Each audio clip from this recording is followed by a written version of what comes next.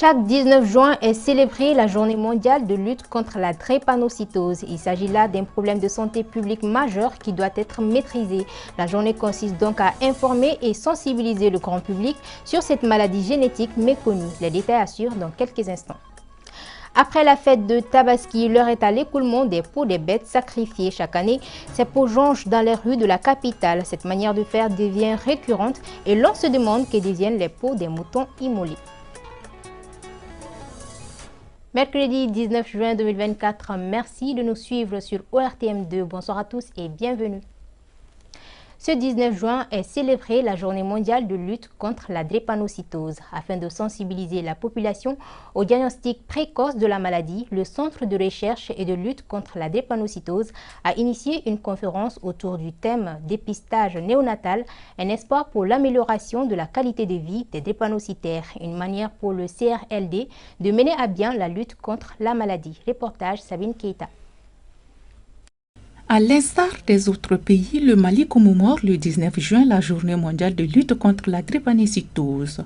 En marge de cette journée, le CRLD a organisé une conférence avec ses partenaires pour sensibiliser et plaider en faveur de la lutte contre cette maladie. Génétique, la drépanocytose est une pandémie qui touche plus de 100 millions de personnes dans le monde.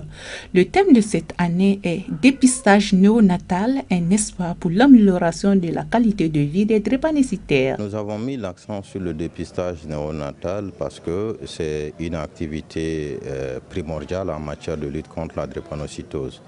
La drépanocytose étant une maladie incurable, l'alternative la plus indiquée à ces jours consiste à détecter très précocement les malades afin de les inscrire dans un programme de suivi régulier. Cette maladie qui affecte les globules rouges est le plus souvent diagnostiquée à la naissance. La drépanocytose aujourd'hui est une maladie qu'on ne guérit pas, mais qui nécessite d'être connue parfaitement. Et la meilleure solution pour connaître une maladie, c'est de faire de la recherche. Chercher sur la maladie, et c'est pourquoi nous avons créé un laboratoire au Centre de recherche de lutte contre la drépanocytose, uniquement dédié à la recherche pour une maîtrise parfaite de la maladie et proposer des solutions pour venir soulager les malades. Vivre avec la drépanocytose n'est pas chose facile, raison pour laquelle une implication active de tous est souhaitée dans la lutte contre cette maladie à travers une sensibilisation. L'objectif aujourd'hui, c'est d'informer les gens, de sensibiliser les gens à connaître la maladie et le comportement à prendre. L'occasion est également propice pour les partenaires du centre de remettre des médicaments au CRLD. Chaque année, nous appuyons le centre à travers des dons de médicaments pour soulager un peu les patients drépanocytaires qui sont des démunis. Et c'est dans ce cadre-là que ce matin, nous sommes là aussi pour appuyer le CRLD avec des dons de médicaments d'une valeur de 5 millions de francs CFA.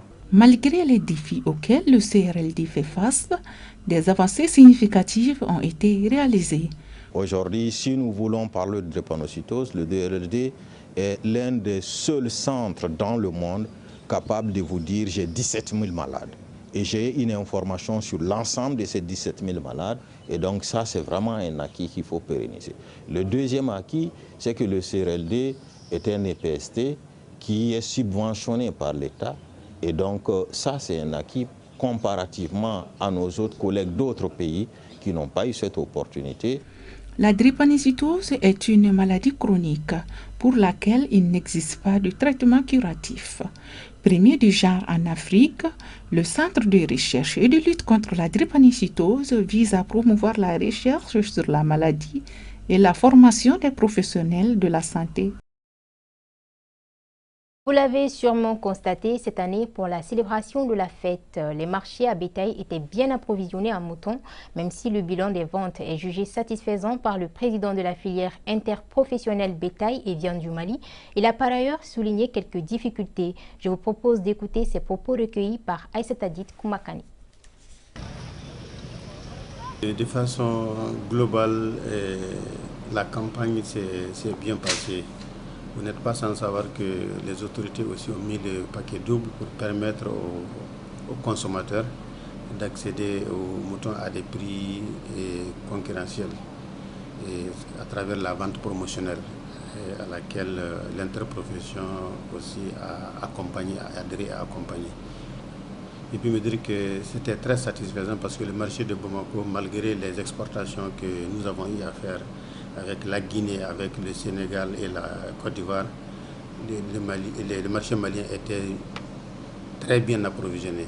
Les Bamakois et les autres régions du Mali ont eu des moutons et des moutons de qualité. Et ça, on peut s'en réjouir de vraiment encore notre rôle de leadership sous-régional en matière d'élevage. Bon, les difficultés que nous rencontrons surtout sont liées au niveau des infrastructures.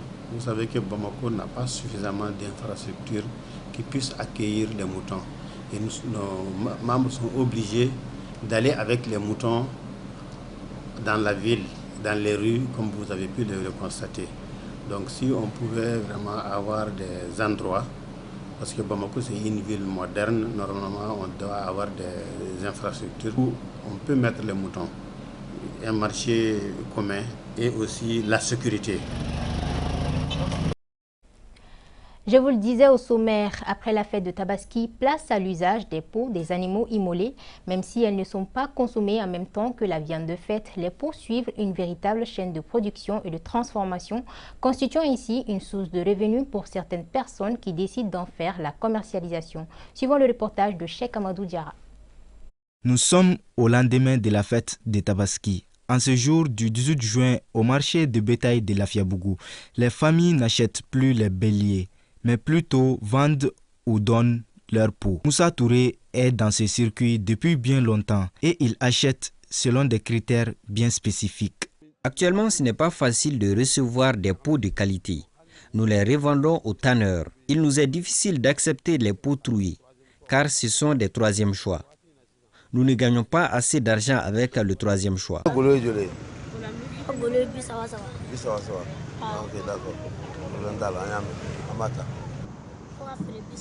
Je viens de vendre 6 peaux de mouton à 150 francs chacune. Ce sont les dépeceurs qui nous les vendent. Ensuite, nous les revendons ici.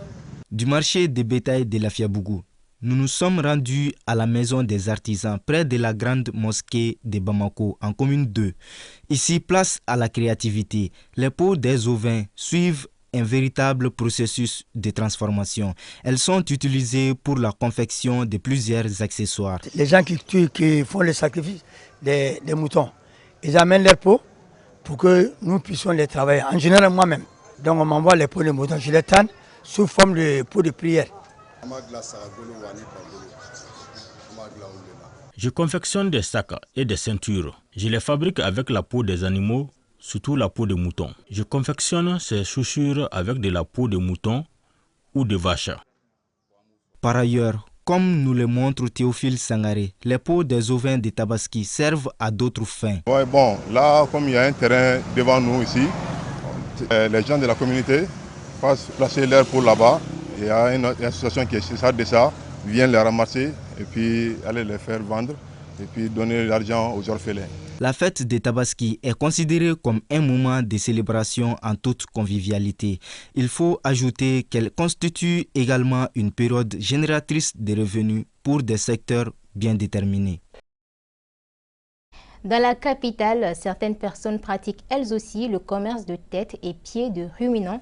À Bamako, ces marchands sont présents un peu partout au niveau des marchés. Ces parties des animaux sont vendues crues ou cuites. D'après notre reporter Aïssata Dit Koumakane, les personnes qui exercent ce métier en tirent des gains substantiels. Suivant.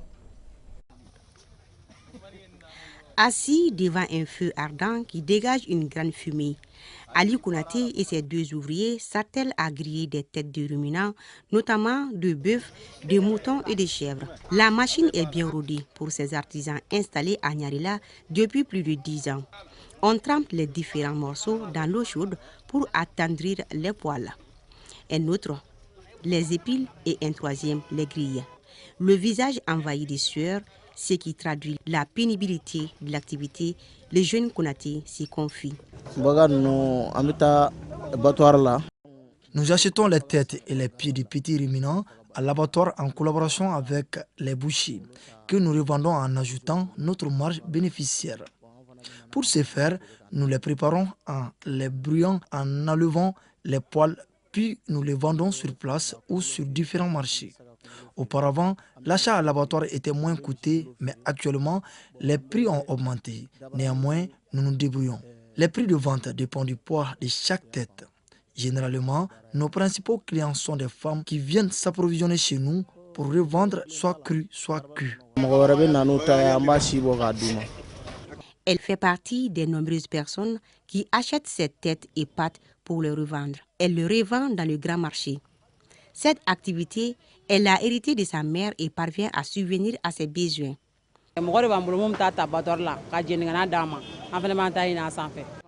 Nous achetons nos têtes à l'abattoir avec les bouchers pour les refaire ou nous les acquérons avec des hommes qui les grillent et les épilent au marché.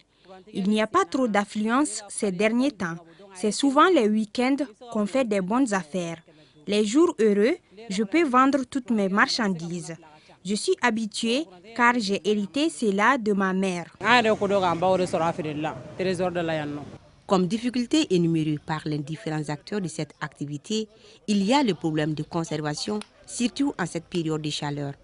La cherté du charbon, du bois et les effets néfastes de la fumée sont aussi pointés du doigt. Finale de la Coupe de Jeux des Dames. La compétition s'est déroulée à la mairie du district de Bamako et c'est Moussa Koulibaly, membre du club Van Beek, champion en titre de Bamako et de la commune 6, qui a remporté cette coupe. En plus du vainqueur, tous les finalistes ont également reçu des prix, nous dit Moussa Diabaté. Sans surprise, les champions en titre de Jeux des Dames, Moussa Koulibaly remporte la finale de la Coupe du président de la Ligue du district de Bamako, édition 2024. Le jeune damiste de 32 ans s'installe à nouveau sur le podium. Je suis très content, je salue tout le monde. Je prends seulement des sérieux, c'est la base quoi. Le sérieux, c'est la base. J'ai pensé à rapporter même quand je suis arrivé au quart de finale. Bon, lors des demi-finales, j'ai été malchanceux de tomber sur ce fameux Moussa Koulibaly.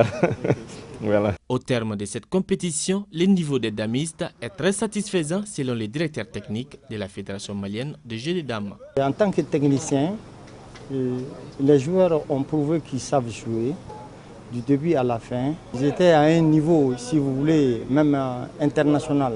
Une première édition réussie selon le président de la Fédération malienne de jeux de dames. Très bien organisé et les meilleurs ont gagné dans la compétition. Mais ce n'est pas dire qu'il y a ceux qui ont gagné surclassé les autres, non. C'est-à-dire les niveaux s'équivalent plus ou moins. Ce tournoi a pour but de développer la discipline de jeu de dames et on peut s'attendre à la pérennisation. Si le bon Dieu nous accorde la vie et la santé, on va faire le maximum pour que cette édition se réédite. Ça permet en fait que le niveau du jeu de dames puisse être régulièrement éprouvé pour que tous les talents cachés et tous les joueurs en tout cas qui sont aujourd'hui arrivés à ce stade donc, de premier plan puissent se confronter et que justement de la performance se fasse. En rappel, 24 joueurs issus de toutes les communes du district de Bamako étaient en liste pour le titre de champion et Moussa Koulibaly reste toujours invaincu au plan national. Voilà, ceci met fin à cette édition. Merci de votre attention. Excellente suite des programmes sur ORTM2.